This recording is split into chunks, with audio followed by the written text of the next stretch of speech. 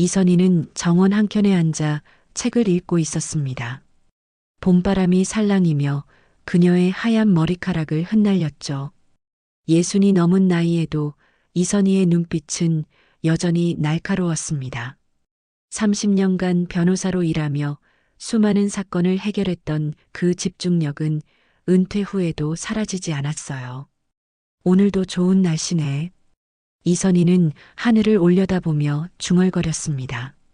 서울의 화려한 법정을 떠나 이곳 시골 마을에 정착한 지 이제 1년이 지났어요. 딸 윤서가 세상을 떠난 후 도시의 모든 것이 그녀를 질식시키는 것만 같았던 날들이었습니다.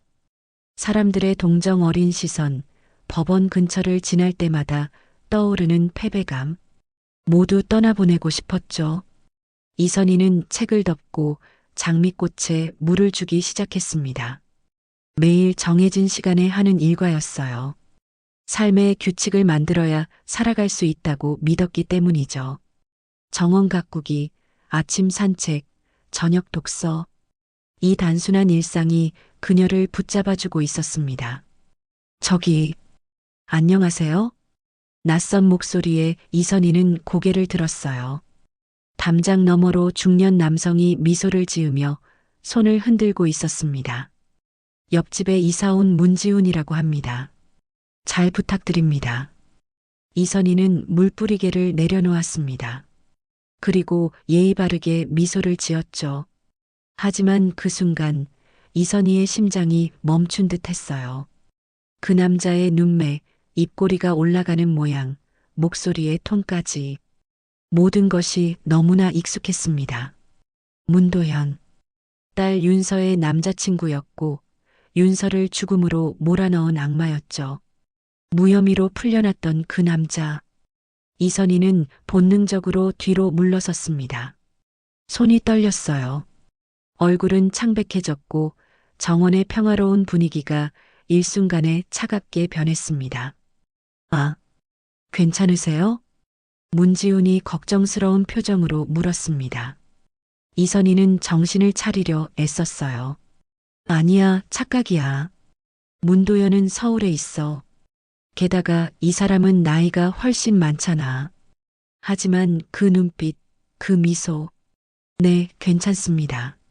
반갑네요, 이선희입니다. 이선희는 억지로 미소를 지었습니다. 손을 털고 일어나 담장 쪽으로 걸어갔어요. 가까이서 보니 확실히 문도연은 아니었습니다. 하지만 그 닮은 꼴에 등줄기로 한기가 흘렀죠. 혹시 서울에 가족이 있으신가요? 이선희가 조심스럽게 물었습니다. 문지훈은 활짝 웃으며 대답했어요. 네, 아들이 하나 있습니다. 서울에서 사업을 하고 있죠. 지훈이 아버지라 부르시면 됩니다. 저는 이 마을 새로 지은 교회 장로로 부임했어요. 이선희의 손에 힘이 들어갔습니다. 아들이라. 혹시 아들 이름이 혹시 도연이라고 합니다. 왜 물으시죠? 이선희의 세계가 흔들렸습니다. 귀가 윙윙거렸고 눈앞이 흐려졌어요. 아들의 아버지. 실례했습니다. 제가 알던 사람과 이름이 비슷해서요. 이선희는 떨리는 목소리로 말했습니다. 문지훈은 별일 아니라는 듯 웃으며 고개를 끄덕였어요. 내일 저녁에 교회에서 주민 환영회가 있습니다. 와주시면 좋겠네요. 이선희는 기계적으로 고개를 끄덕였습니다. 문지훈이 손을 흔들고 떠난 후 그녀는 집 안으로 들어가 문을 걸어 잠갔어요. 심장이 미친 듯이 뛰고 있었습니다. 방으로 들어가 오래된 서류 상자를 꺼냈죠. 떨리는 손으로 윤서 사건이라고 적힌 파일을 열었습니다. 사진 한 장을 꺼내 들었어요. 문도연의 사진이었습니다. 그리고 옆에 놓인 휴대폰으로 방금 만난 문지훈을 검색했죠. 그리고 이선희는 차갑게 웃었습니다. 맞다면 이번엔 내가 직접 끝을 보겠어. 이선희는 침대 밑에서 오래된 상자를 꺼냈습니다. 쌓인 먼지를 손으로 쓸어내자 윤서라는 글씨가 드러났어요. 이 상자를 연 것은 1년 만이었습니다. 떨리는 손으로 뚜껑을 열자 달콤한 복숭아 향수 냄새가 희미하게 퍼졌죠. 윤서가 항상 뿌리던 향수였습니다. 아직도 내 냄새가 남아있구나. 이선희는 눈을 감고 잠시 그 향기에 잠겼습니다. 상자 안에는 윤서의 일기장, 핸드폰, 사진들이 고스란히 보관되어 있었어요. 검찰에서 돌려받은 증거물들이었죠. 증거 가치 없음이라는 황당한 이유로.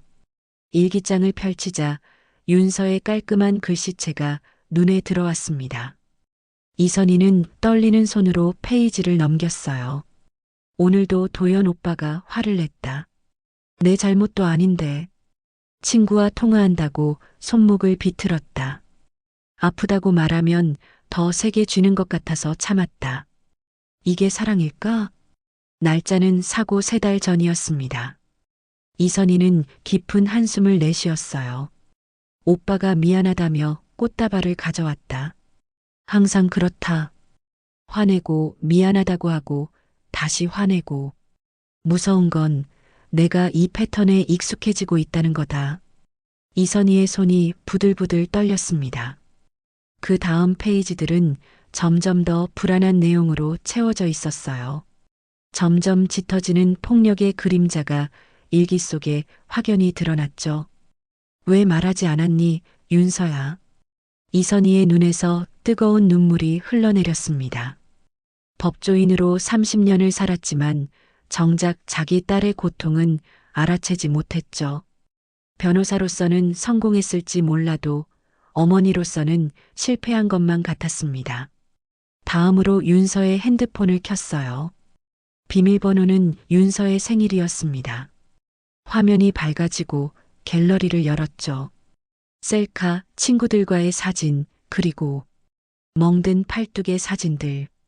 날짜별로 찍어둔 상처의 기록이었어요. 증거를 남겨두려 했구나. 이선희는 이제야 이해했습니다. 윤서는 언젠가 이 일이 법정에 서게 될 것을 예상하고 준비하고 있었던 거였어요.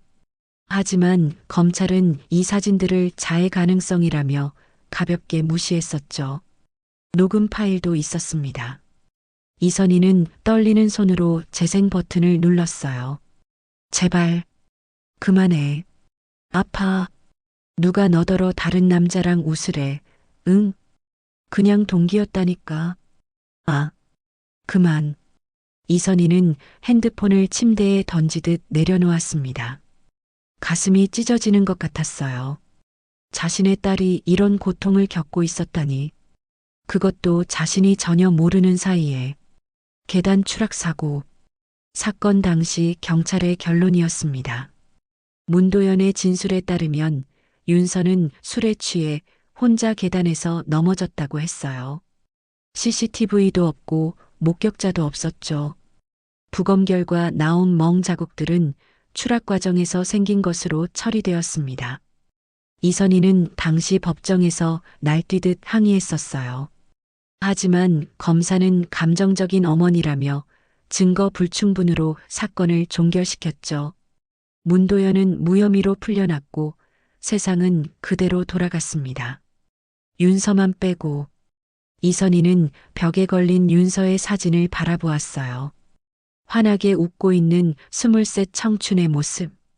법대를 졸업하고 어머니처럼 변호사가 되고 싶다던 꿈 많은 딸이었습니다. 내가 널 지키지 못했구나. 이선희의 목소리는 비통함으로 가득 찼습니다. 하지만 곧 그 슬픔은 단단한 결의로 바뀌었어요. 이선희는 일어나 책상으로 걸어갔습니다. 오래된 서류 가방을 꺼내 먼지를 털어냈죠. 은퇴한 지 1년 한 번도 열지 않았던 가방이었습니다. 이번에는 다르게 할 거야. 이선희는 가방 안에서 오래된 변호사 배지를 꺼내 들었어요. 빛이 바랜 금속 위에 이선희 변호사라는 글자가 새겨져 있었습니다. 그녀는 배지를 꼭 쥐었죠. 이게 내 마지막 사건이 될 거야, 윤서야. 이선희는 컴퓨터를 켜고 대한변호사협회 홈페이지에 접속했습니다. 변호사 등록 재갱신 신청서를 작성하기 시작했어요. 그리고 윤서의 사진을 바라보며 굳은 표정으로 말했습니다. 엄마가 진실을 밝혀줄게. 이번엔 절대 실패하지 않을 거야. 창밖으로는 어둠이 깊어지고 있었습니다. 이선희의 눈에는 오랜만에 불꽃이 타오르고 있었어요. 30년간 수많은 사건을 해결했던 그 날카로운 직감이 지금 그녀에게 말하고 있었습니다. 문지훈과 문도현, 이들은 분명 연결되어 있다고. 내가 했던 일의 대가를 치르게 해주마. 이선희는 다시 한번 윤서의 사진을 바라보며 다짐했습니다. 이제 그녀에게는 자신이 했던 수많은 사건 중 가장 중요한 사건이 남아 있었어요. 딸의 억울한 죽음을 밝혀내는 것, 그리고 진정한 정의를 실현하는 것. 이른 아침, 이선희는 오래간만에 정장을 꺼내 입었습니다. 검은색 테일러드 수트에 흰 블라우스, 그리고 낮은 굽의 구두까지. 거울 앞에 선 그녀의 모습은 1년 전 법정에 서던 모습 그대로였어요. 다만 눈빛이 달랐습니다. 더 날카롭고 더 단단해진 눈빛이었죠. 할 수 있어. 이선희는 거울 속 자신에게 말했습니다. 깊은 숨을 들이마시고 가방을 챙겼어요. 오늘은 지역 법원에 변호사 등록 재갱신을 하러 가는 날이었습니다. 은퇴 후 처음으로 다시 법의 세계로 돌아가는 날이죠. 법원 청사는 생각보다 가까웠습니다. 이 작은 시골 마을의 규모에 맞게 작은 청사였지만 법이 있는 곳은 어디든 이선희에게는 익숙한 전장이었어요. 현관을 들어서자 오래된 법원 특유의 냄새가 그녀를 반겼습니다. 목재와 종이, 그리고 오랜 시간이 쌓인 정의의 냄새였죠. 이선희 변호사님 아니십니까? 접수처에서 중년의 여성 직원이 반갑게 물었습니다. 이선희는 미소 지었어요. 맞습니다. 오랜만이네요, 김 계장님. 은퇴하셨다고 들었는데 다시 일을 시작하시나요? 이선희는 천천히 고개를 끄덕였습니다. 특별한 사건이 생겼어요. 이번 사건 제가 직접 담당합니다. 이선희의 목소리에는 흔들림이 없었습니다. 김 계장은 호기심 어린 눈빛으로 그녀를 바라보았지만 더 이상의 질문은 하지 않았어요. 법조계에서 30년을 보낸 이선희의 위엄은 은퇴 후에도 여전했습니다.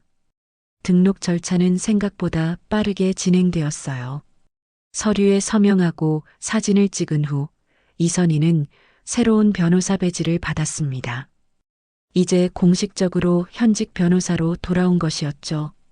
법원을 나서는 이선희의 발걸음은 가벼웠습니다. 하지만 그녀의 마음은 무거웠어요. 지금부터가 진짜 시작이었으니까요. 카페에 들러 커피를 주문한 후 노트북을 펼쳤습니다.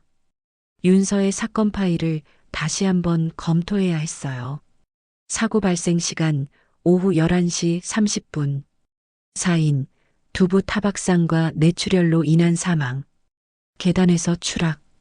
이선희는 중얼거리며 메모를 했습니다. 처음 이 파일을 받았을 때는 슬픔에 눈이 멀어 제대로 볼 수 없었어요. 하지만 지금은 달랐습니다. 변호사로서의 냉철한 시선으로 모든 것을 들여다보고 있었죠. 가장 의심스러운 것은 목격자의 부재였습니다. 문도현은 사고 당시 화장실에 있었다고 주장했어요. 그리고 돌아와 보니 윤서가 계단 아래 쓰러져 있었다고. 하지만 건물 CCTV는 고장으로 작동하지 않았고 주변에 목격자도 없었습니다. 너무 깔끔해. 마치 계획된 것처럼. 이선희는 한숨을 내쉬었습니다. 이 사건의 재수사를 요청하려면 새로운 증거가 필요했어요. 윤서의 일기장과 녹음 파일만으로는 부족했습니다.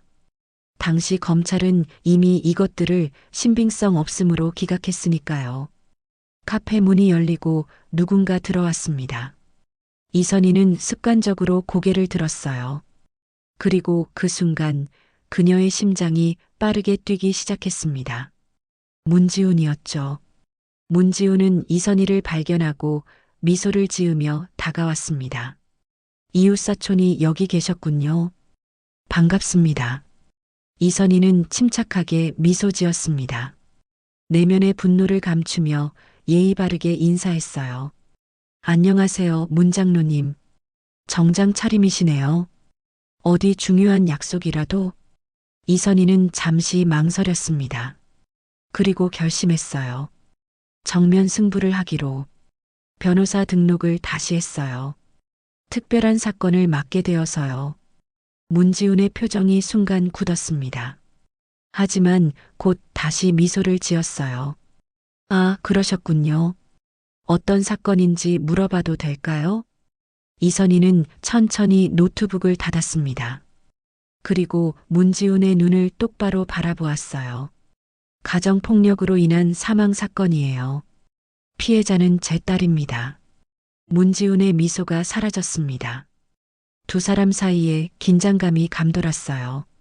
이선희는 문지훈의 표정 변화를 놓치지 않고 지켜보았습니다. 미세한 동공의 확대, 입술의 떨림, 이 모든 것이 그녀의 눈에 들어왔죠. 유감입니다. 하지만 조심하셔야 할 것 같네요. 문지훈의 목소리가 낮아졌습니다. 더 이상 친절한 이웃의 톤이 아니었어요. 무슨 의미죠? 장로의 명예를 훼손하시면 법적 대응도 불사하겠습니다.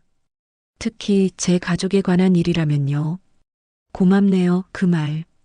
증거로 쓰겠습니다. 문지훈의 얼굴이 창백해졌습니다. 그는 말없이 자리에서 일어났어요. 그리고 나가기 전 마지막으로 이선희를 향해 돌아보았습니다. 조심하십시오, 변호사님. 여기는 서울이 아닙니다. 문지훈이 떠난 후 이선희는 깊은 숨을 내쉬었습니다. 손이 떨리고 있었어요. 하지만 그것은 두려움이 아닌 흥분 때문이었습니다. 첫 대면에서 이미 문지훈은 자신의 약점을 드러냈으니까요. 이제 시작이야. 이선희는 다시 노트북을 열었습니다. 이제 문도연의 과거를 파헤쳐야 했어요. 아버지와 아들, 이들 사이에는 어떤 연결고리가 있을까? 그리고 그것이 윤서의 죽음과 어떤 관련이 있을까? 마을에는 이미 소문이 퍼지기 시작했습니다. 은퇴한 서울 변호사가 무슨 사건을 조사하고 있다. 교회 장로와 갈등이 있다. 작은 마을의 소문은 빠르게 퍼졌어요. 하지만 이선희는 개의치 않았습니다. 오히려 좋았죠. 소문이 퍼질수록 누군가는 입을 열 것이니까요. 그리고 그녀에게는 진실만이 필요했습니다. 밤이 깊어갔습니다. 이선희의 집 서재에는 불이 환하게 켜져 있었죠. 탁자 위에는 수십 개의 서류 뭉치가 산처럼 쌓여 있었습니다. 5년 전 윤서의 사건 기록, 수사보고서, 목격자 진술서, 부검 결과, 모든 것을 처음부터 다시 검토하고 있었어요. 이상해. 너무 이상해. 이선희는 중얼거리며 메모를 이어갔습니다. 수사 과정에서 누락된 부분이 너무 많았어요. 윤서의 신체에 남겨진 상처들 중 일부는 부검 보고서에서 언급조차 되지 않았습니다. 목격자 진술도 불완전했죠. 특히 아파트 경비원의 진술이 처음과 나중에 완전히 달라져 있었어요. 처음에는 비명 소리를 들었다고 했다가 나중에는 아무 소리도 못 들었다고. 이선희는 의심스러운 부분에 형광펜으로 표시했습니다. 증거 사진들을 벽에 하나씩 붙여나갔어요. 하얀 벽은 점점 윤서의 죽음을 둘러싼 수수께끼로 채워져 갔습니다. 시계는 이미 새벽 3시를 가리키고 있었지만 이선희의 눈에는 피곤함이 없었어요. 오랜만에 느끼는 이 집중력과 열정은 그녀를 깨어있게 했습니다. 마치 30년 전 첫 사건을 맡았을 때처럼 말이죠. 어디서부터 풀어나가야 할까? 이선희는 창밖을 바라보았습니다. 달빛이 어둠을 부드럽게 비추고 있었어요. 갑자기 한 가지 생각이 떠올랐습니다. 박말순 할머니. 사고 당시 유일하게 건물 근처에 있었다는 노인이었습니다. 하지만 그녀의 진술은 기억이 흐릿하다며 증거로 채택되지 않았죠. 이선희는 박말순 할머니를 찾아가야 했습니다. 다음 날 아침, 이선희는 일찍 일어나 마을 주민센터로 향했어요. 오전 8시 센터는 막 문을 열고 있었습니다. 안녕하세요. 혹시 박말순 할머니 주소를 알 수 있을까요?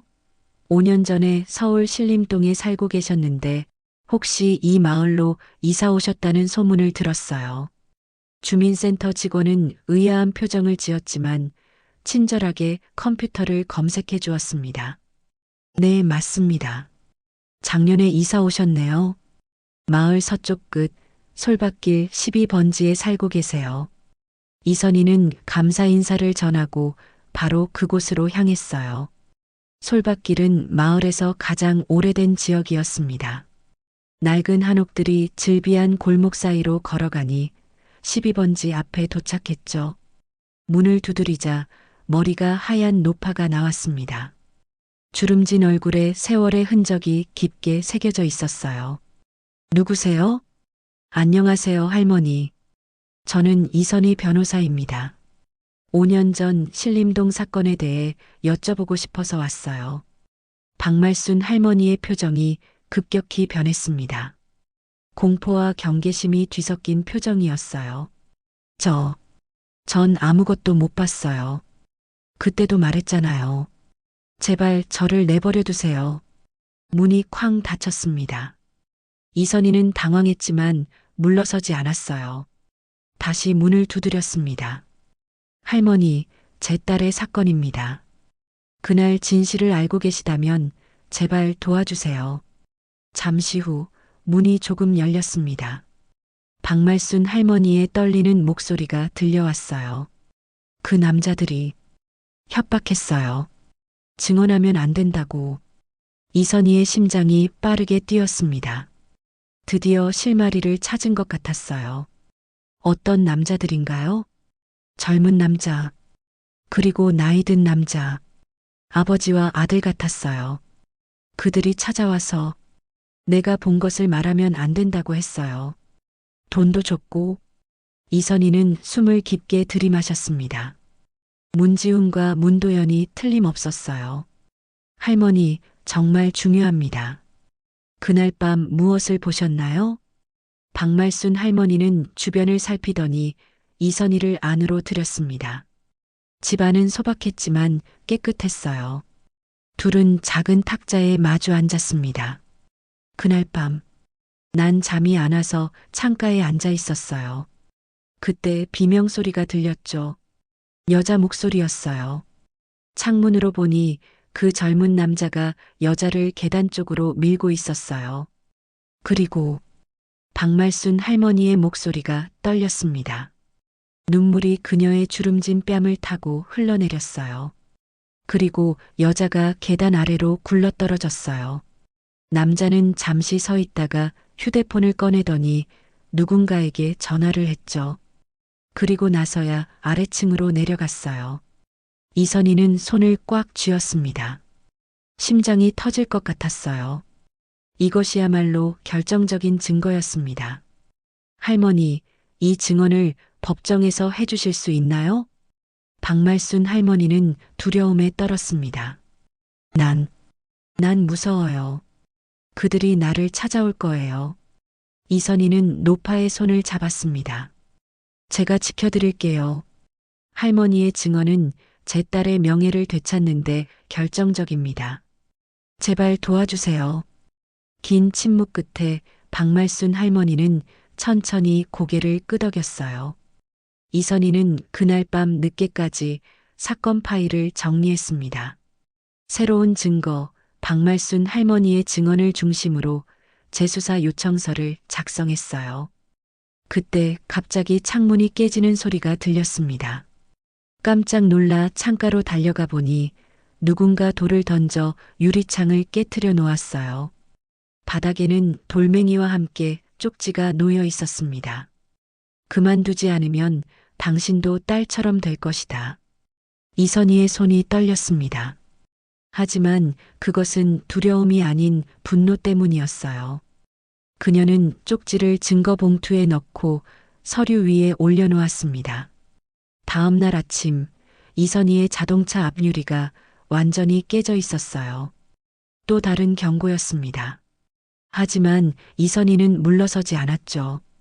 오히려 이러한 위협은 그녀가 옳은 길을 가고 있다는 증거였습니다. 내가 진짜 법을 믿는 이유? 포기하지 않기 때문이야. 이선희는 깨진 유리 조각들을 정리하며 중얼거렸습니다. 그녀의 눈에는 확고한 의지가 빛나고 있었어요.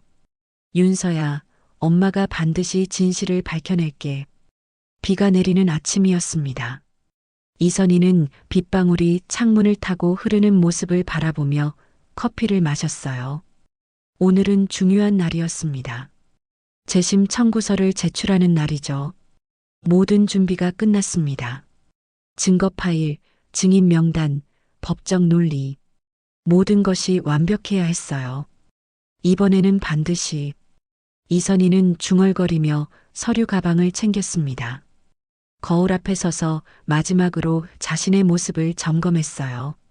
검은색 정장에 흰색 블라우스, 단정하게 올린 머리. 법정에 서기 위한 완벽한 차림새였습니다. 지방검찰청은 한적했어요. 이선희는 접수처에 재심 청구서를 제출했습니다. 담당자는 의아한 표정으로 서류를 받았죠. 윤서 사건. 5년 전에 종결된 사건 아닌가요? 네, 하지만 새로운 증거가 발견되었습니다. 재심 청구 요건에 충분히 부합해요. 담당자는 고개를 끄덕이며 접수 도장을 찍었습니다. 이선희는 깊은 숨을 내쉬었어요. 하지만 이것은 시작에 불과했습니다. 사무실로 돌아온 이선희는 노트북을 켜고 준비해둔 보도자료를 다시 한번 읽어보았어요. 이번에는 언론의 힘을 빌려야 했습니다. 진실을 세상에 알리기 위해서였죠. 그녀는 서울에서 기자로 일하는 옛 대학 친구 정민수에게 전화를 걸었습니다. 민수야, 내일 기자회견 준비됐지? 네, 선희 언니. 모든 준비 완료됐어요. 주요 언론사 5곳이 참석 확정했고 온라인 생중계도 준비했습니다. 고마워. 이번 일이 쉽지 않을 거야. 문지훈이 이 마을에서 꽤 영향력 있는 인물이니까. 걱정 마세요. 언니의 정의감이라면 충분히 이길 수 있을 거예요. 통화를 마친 이선희는 벽에 붙여놓은 윤서의 사진을 바라보았습니다. 예쁜 미소를 짓고 있는 23 딸의 모습이었어요. 내일이면 내 억울함이 세상에 알려질 거야. 다음 날 이선희는 마을 문화센터 소회의실에서 기자회견을 열었습니다. 예상보다 많은 기자들이 참석했어요.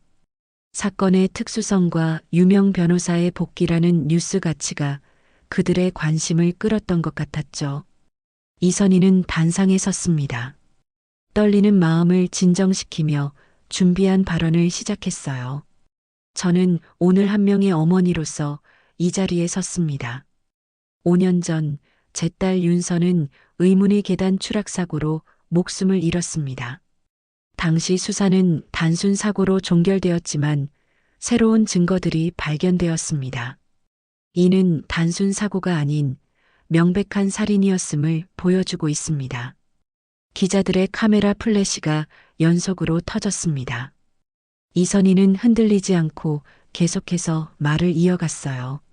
저는 이제 한 명의 어머니가 아니라 모든 죽은 아이의 엄마로서 말하고 싶습니다. 가정폭력은 은밀하게 진행됩니다. 피해자들은 침묵하고 사회는 외면합니다. 그 사이 수많은 생명이 위험에 처합니다. 제 딸 윤서도 그중 하나였습니다. 이선희는 윤서의 일기장, 녹음 파일, 상처 사진들을 공개했습니다. 그리고 박말순 할머니의 증언 내용도 밝혔어요. 기자들은 열심히 메모를 하며 질문을 던졌습니다. 현재 용의자가 누구인가요? 이선희는 잠시 망설였습니다. 하지만 이제는 숨길 이유가 없었어요. 문도현이라는 사람입니다. 현재는 서울에서 사업을 하고 있고 그의 아버지 문지우는 이 마을의 교회 장로로 부임해 있습니다. 회의실 안에 술렁임이 퍼졌습니다. 문지우는 마을에서 꽤 영향력 있는 인물이었으니까요. 그들은 증인을 협박하고 증거를 은폐했습니다. 하지만 이번에는 진실이 밝혀질 것입니다. 저는 끝까지 싸울 것입니다. 기자회견이 끝나고 이선희는 지친 몸을 이끌고 집으로 돌아왔습니다. 그런데 현관 앞에 누군가 서 있었어요. 문지훈이었습니다. 어떻게 이럴 수 있습니까? 증거도 없이 우리 가족을 모욕하다니. 문지훈의 얼굴은 분노로 일그러져 있었습니다. 하지만 이선희는 흔들리지 않았어요. 증거는 충분합니다. 이제 법의 심판을 받을 차례예요. 당신 후회하게 될 겁니다. 내가 가만히 있을 것 같습니까? 이선희는 문지훈을 차갑게 바라보았습니다. 협박은 이제 그만두세요. 모든 대화는 녹음되고 있으니까요. 문지훈은 이를 악물고 돌아섰습니다. 그가 떠난 후 이선희는 깊은 숨을 내쉬었어요. 위험한 싸움이 시작되었습니다. 하지만 그녀는 물러설 수 없었죠. 며칠 후 놀라운 소식이 들려왔습니다. 검찰이 재심 청구를 받아들인 것이었어요. 새로운 증거와 언론의 관심이 영향을 미친 것 같았습니다.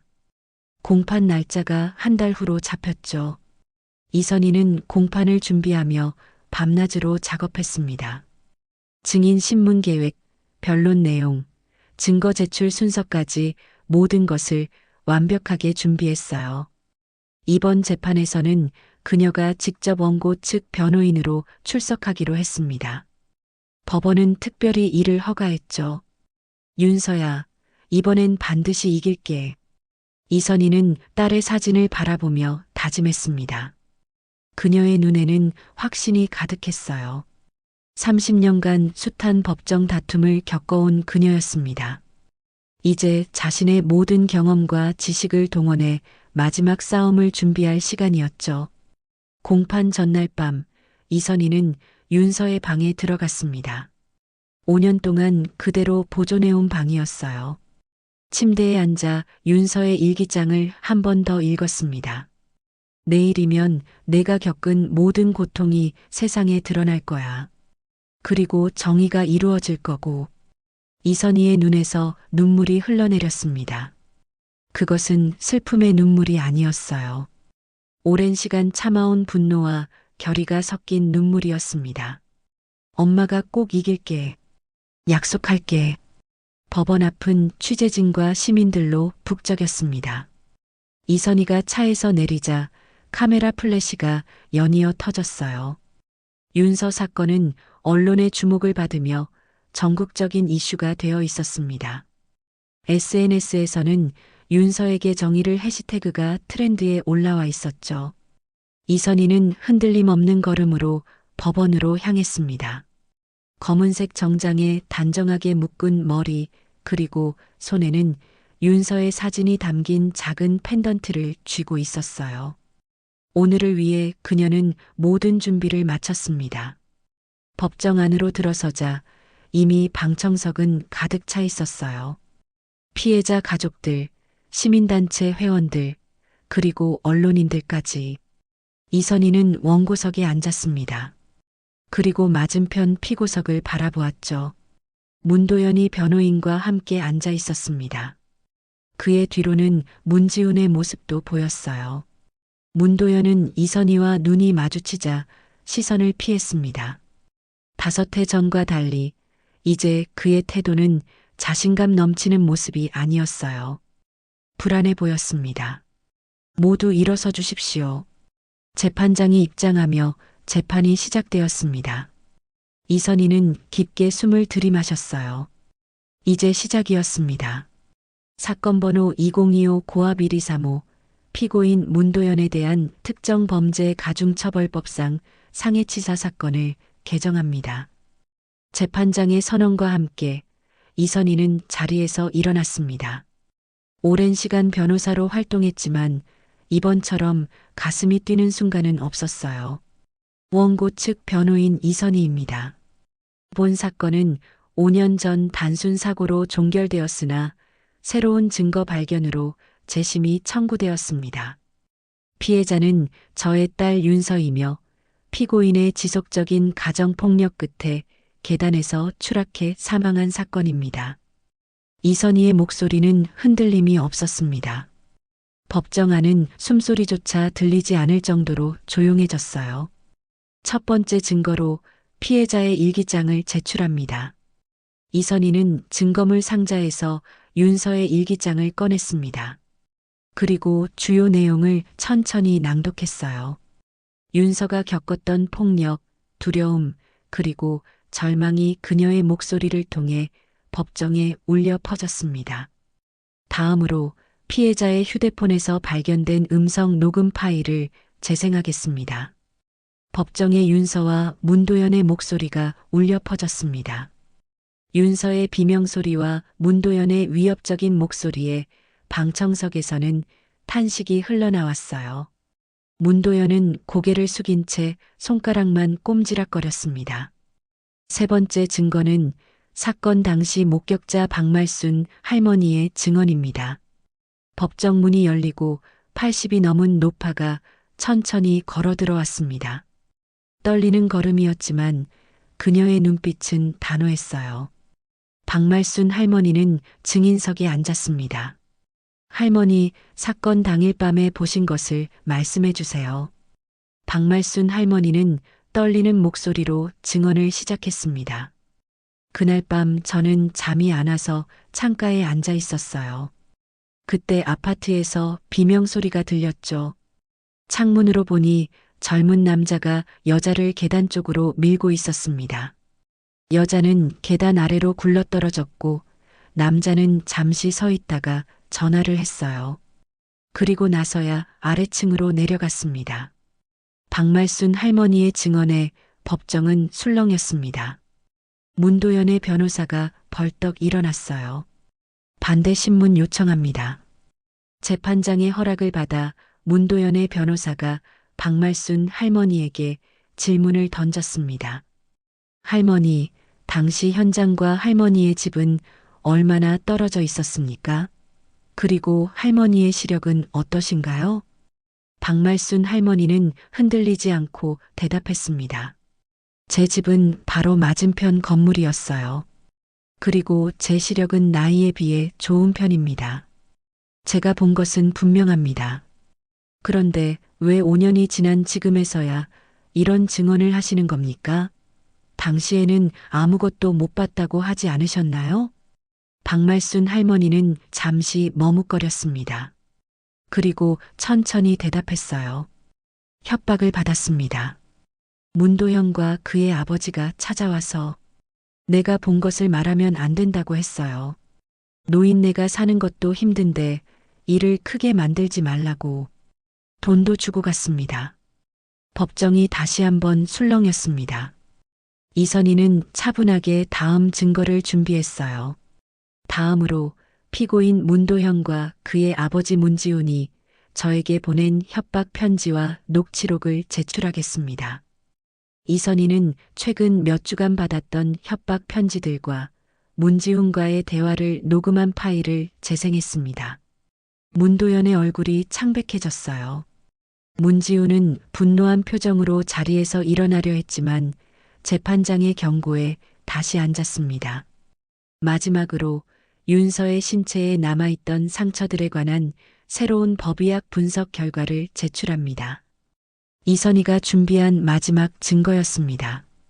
유명 법의학 교수의 분석 결과 윤서의 상처들은 단순 추락으로는 설명할 수 없는 패턴을 가지고 있었어요. 특히 목 부위의 멍자국은 누군가 강하게 압박했을 때 생기는 형태였습니다. 증거 제시가 모두 끝난 후 이선희는 최종 변론을 시작했습니다. 그녀는 천천히 법정을 한 바퀴 돌아보았어요. 그리고 재판장을 향해 말을 이어갔습니다. 존경하는 재판장님, 저는 오늘 이 자리에 한 명의 변호사로서가 아니라 딸을 잃은 어머니로 서 있습니다. 하지만 동시에 30년간 법을 믿고 싸워온 법조인이기도 합니다. 이선희의 목소리는 점점 더 힘이 실렸습니다. 우리 사회는 가정폭력의 피해자들에게 너무 많은 침묵을 강요해왔습니다. 참으면 된다. 가정사는 밖으로 알리지 말아야 한다는 구시대적 통념이 얼마나 많은 생명을 앗아갔는지 모릅니다. 방청석에서는 흐느끼는 소리가 들렸습니다. 비슷한 경험을 가진 피해자 가족들이었을 거예요. 딸이 죽던 날, 전 그 아이에게 이렇게 말했어요. 법은 반드시 너를 지켜줄 거야. 하지만 법은 그 약속을 지키지 못했습니다.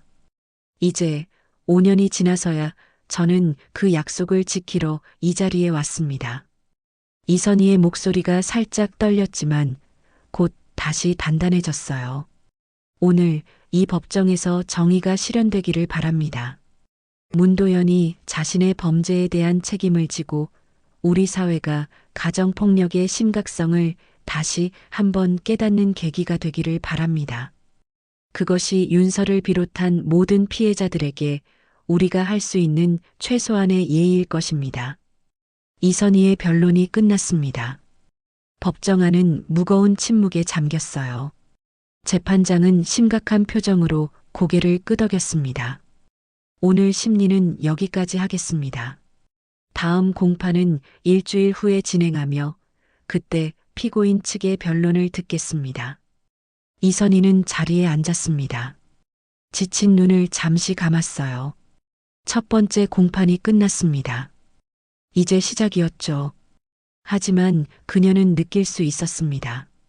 진실이 서서히 모습을 드러내고 있음을. 윤서야, 엄마가 이번에는 반드시 지켜줄게. 일주일이 빠르게 지나갔습니다. 이선희는 자신의 집 거실을 임시 사무실로 만들어 밤낮으로 준비했어요. 벽에는 사건 관련 사진과 증거들이 빼곡히 붙어 있었고 테이블 위에는 법전과 판례집이 산처럼 쌓여 있었습니다. 이번 공판에서는 피고인 측의 변론이 있을 예정이었죠. 이번에는 절대 실수하지 않을 거야. 이선희는 중얼거리며 반박 논리를 다시 한번 점검했습니다. 이미 모든 시나리오를 예상하고 대비책을 마련해 두었어요.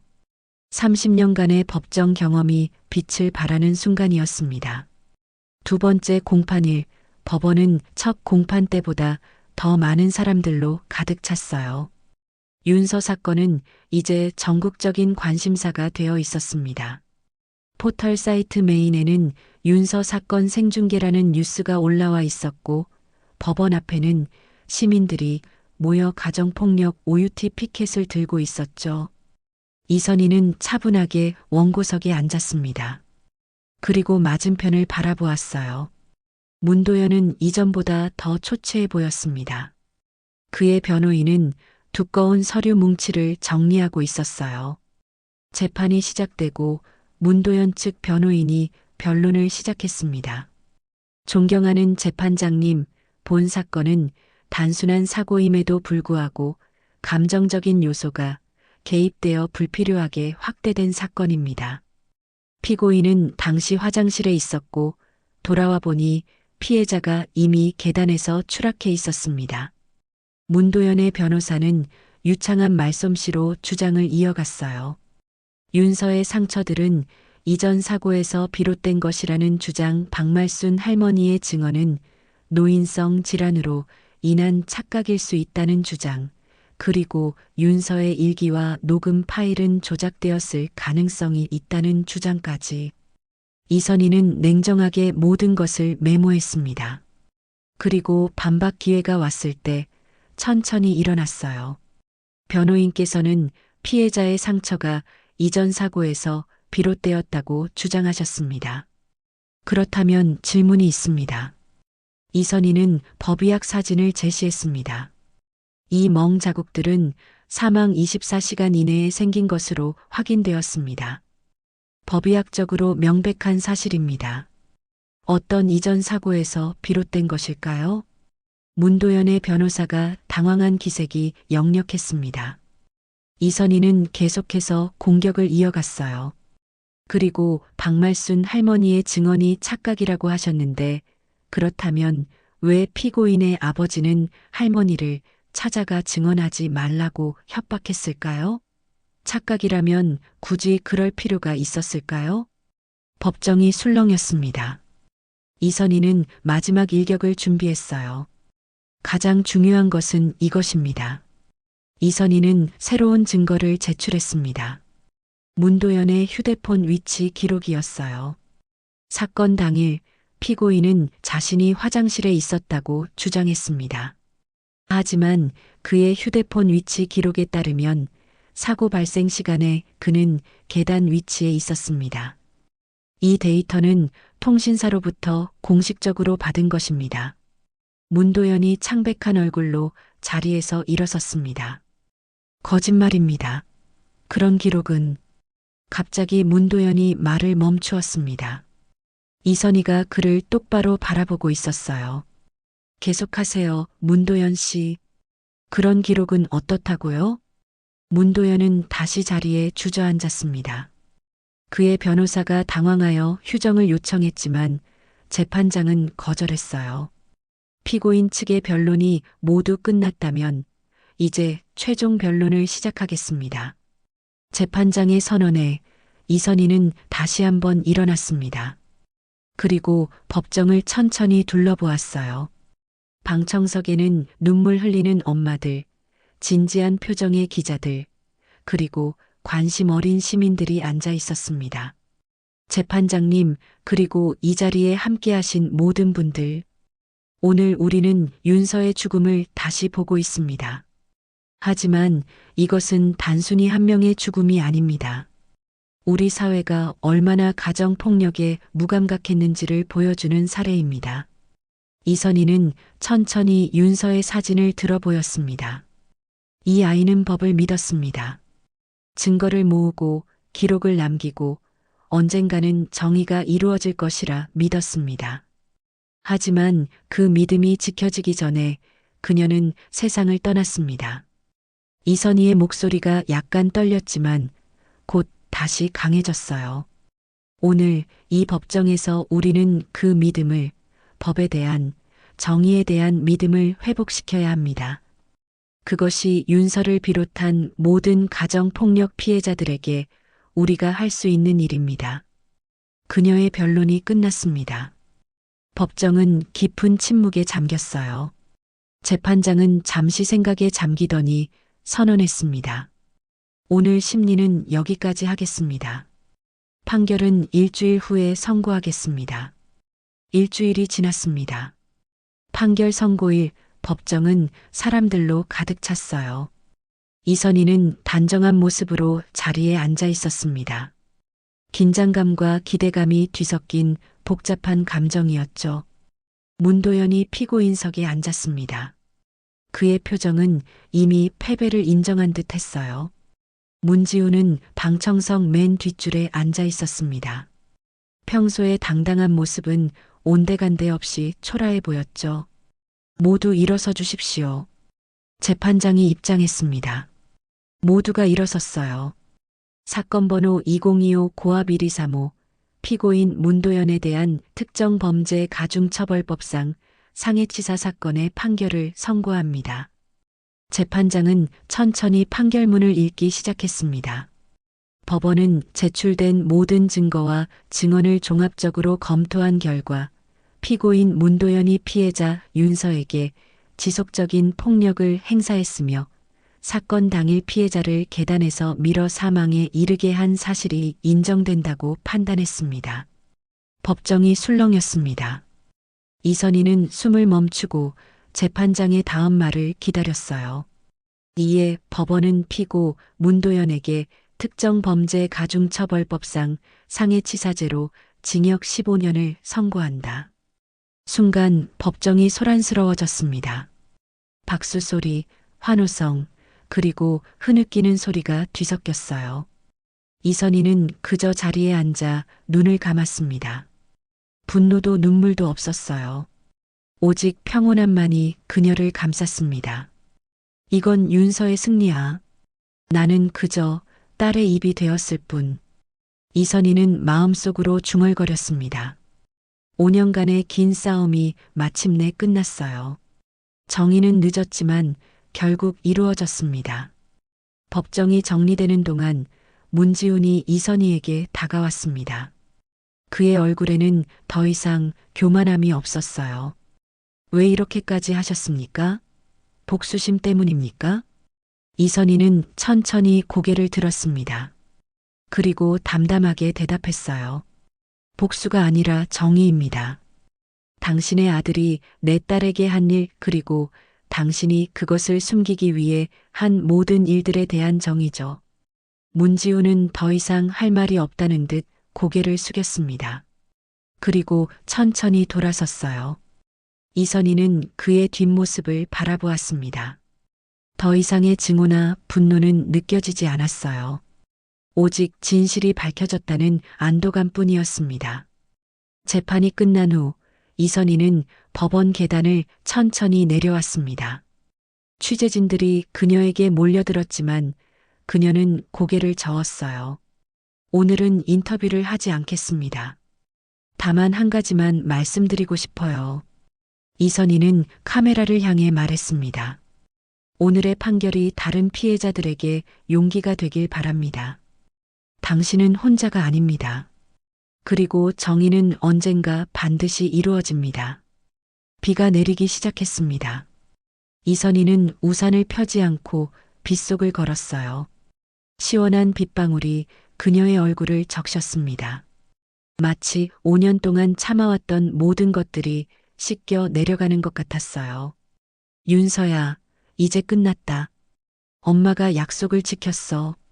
비가 내리는 계단에서 이선희는 홀로 서 있었습니다. 빗물이 그녀의 얼굴을 타고 흘러내렸지만 지금 이 순간만큼은 눈물인지 빗물인지 구분할 수 없었어요. 5년의 싸움이 끝난 후의 해방감과 동시에 이제야 비로소 느껴지는 상실감이 그녀를 덮쳤습니다. 윤서야, 이제 엄마는 뭘 해야 할까? 이선희는 하늘을 올려다보며 중얼거렸습니다. 승리했지만 그 승리는 공허했어요. 어떤 판결도 윤서를 다시 데려올 수는 없으니까요. 하지만 이선희는 알고 있었습니다. 이것이 끝이 아니라는 것을. 한 달 후 이선희의 거실은 다시 한번 변화했습니다. 이번에는 법률 서적 대신 통계 자료와 설문지들이 벽을 가득 채웠어요. 가정폭력 실태조사, 데이트 폭력 피해 현황, 피해자 지원 체계 분석. 새로운 전쟁을 준비하고 있었습니다. 윤서법, 어떨까요? 탁자 앞에는 젊은 여성 변호사 서지원이 앉아 있었어요. 이선희의 후배로 윤서 사건 이후 자원에서 이선희와 함께하기로 한 변호사였습니다. 좋은 이름이네. 가정폭력 교제범 처벌 강화법. 윤서가 있었다면 좋아했을 거야. 이선희는 미소 지으며 대답했습니다. 윤서의 사건 이후 그녀는 새로운 목표를 세웠어요. 바로 가정폭력, 특히 데이트 폭력의 처벌을 강화하는 법안을 만드는 것이었습니다. 청원은 어떻게 진행되고 있나요? 서지원이 노트북을 펼치며 물었습니다. 생각보다 빠르게 진행되고 있어. 벌써 20만 명이 넘는 사람들이 서명했어. 이선희는 기쁘게 대답했습니다. 윤서 사건이 알려진 후 많은 사람들이 관심을 보이기 시작했어요. 특히 젊은 여성들 사이에서 데이트 폭력의 심각성을 인식하는 계기가 되었습니다. 그리고 재단 설립은요? 다음 주에 첫 이사회가 열릴 예정이야. 피해자 지원과 법률 상담을 중심으로 활동할 거야. 이선희는 윤서재단 설립 계획서를 보여주었습니다. 이 재단은 가정폭력 피해자들에게 법률 지원과 심리 상담을 제공하는 것을 목표로 했어요. 윤서가 받았던 고통을 다른 이들은 겪지 않게 하기 위한 그녀의 결심이었습니다. 드디어 진짜 변호사가 된 것 같아요. 서지원이 감탄했습니다. 이선희는 고개를 갸웃했어요. 무슨 뜻이니? 언니는 30년간 변호사로 일하셨지만 지금처럼 진정한 정의를 위해 싸운 적은 없었다고 하셨잖아요. 이제는 진짜 법을 위해, 사람들을 위해 싸우고 계시니까요. 이선희는 잠시 생각에 잠겼습니다. 서지원의 말이 맞았어요. 과거에 그녀는 승소율과 보수가 좋은 사건만 골라 맡았었습니다. 하지만 지금은 달랐어요. 정의 그 자체를 위해 싸우고 있었습니다. 여름이 지나고 가을이 깊어갔습니다. 윤서법 청원은 100만 명이 넘는 서명을 받아 국회에 제출되었어요. 국회의원들도 이 문제의 중요성을 인식하고 법안 발의에 동참했습니다. 윤서재단도 공식 출범해 활발한 활동을 시작했죠. 그리고 마침내 이선희가 기다리던 날이 왔습니다. 국회 본회의장에서 윤서법이 논의되는 날이었어요. 이선희는 방청석에 앉아 긴장된 마음으로 토론을 지켜보았습니다. 가정폭력, 특히 데이트 폭력은 더 이상 개인의 문제가 아닌 사회적 문제입니다. 윤서법은 이러한 범죄에 대한 처벌을 강화하고 피해자 보호 시스템을 구축하는 중요한 첫걸음이 될 것입니다.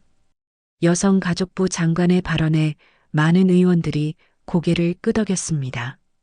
토론 끝에 표결이 진행되었고 윤서법은 재석 의원 다수의 찬성으로 통과되었어요. 이선희는 자리에서 일어나 깊은 숨을 내쉬었습니다. 오랜 시간 달려온 마라톤의 결승선을 통과한 느낌이었어요. 그날 저녁 이선희는 윤서의 무덤을 찾았습니다.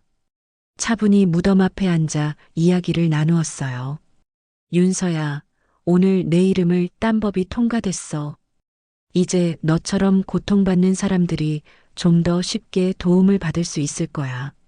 내가 자랑스러워할 일이지? 바람이 살랑거리며 이선희의 머리카락을 흩날렸습니다. 마치 윤서가 대답하는 것 같은 느낌이었어요. 그리고 엄마는 이제 정말로 은퇴하려고 해. 마지막 사건이라고 했던 거 기억나니? 이젠 진짜 끝난 것 같아. 물론 재단 일은 계속하겠지만. 이선희는 무덤 앞에 꽃다발을 놓았습니다. 윤서가 가장 좋아하던 하얀 데이지였어요. 이제야 진짜 은퇴할 수 있겠구나. 윤서야, 이제 엄마는 괜찮아. 집으로 돌아가는 길, 이선희는 가벼운 발걸음으로 걸었습니다. 하늘에는 별이 가득했고 차가운 가을 바람이 그녀의 뺨을 스쳤어요.